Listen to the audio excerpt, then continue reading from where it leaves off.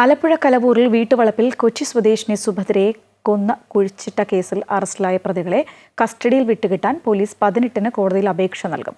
കസ്റ്റഡിയിൽ ലഭിച്ച ശേഷം പ്രതികളുമായി ഉടുപ്പി, തോപ്പുംപടി, ആലപ്പുഴ എന്നിവിടങ്ങളിൽ സ്വർണം വിറ്റ കടകൾ എത്തിച്ച് തെളിവെടുപ്പ് നടത്തും.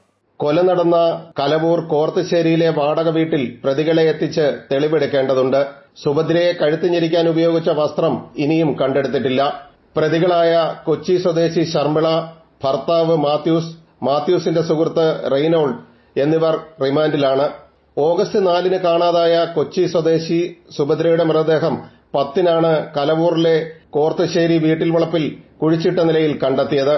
ഓഗസ്റ്റ് 7-ന് ഉച്ചയ്ക്ക് 12-നും 1-നും ഇടയിൽ സുഭദ്രയെ ശർമിളയും മാത്യൂസും ചേർന്ന് കൊലപ്പെടുത്തിയെന്നാണ് പോലീസിന് ലഭിച്ചിരിക്കുന്ന വിവരം. പ്രതികൾ പാനീയങ്ങളിൽ വിഷാദരോഗത്തിനുള്ള മരുന്നുകൾ നൽകി ബോധം കെടുത്തിയ ശേഷം സുഭദ്രയുടെ സ്വർണ്ണാഭരണങ്ങൾ കവർന്നിരുന്നു. ബോധം തെളിഞ്ഞ സുഭദ്ര സ്വർണ്ണാഭരണങ്ങൾ തിരികെ ആവശ്യപ്പെടുകയും പോലീസിൽ പരാതിപ്പെടുമെന്ന് പറയുകയും ചെയ്തതാണ് കൊലപാതകത്തിലേക്ക് നയിച്ചതെന്നാണ് പ്രതികൾ പോലീസിനോട് പറഞ്ഞിരിക്കുന്നത്. അമൃത ന്യൂസ്, ആലപ്പുഴ.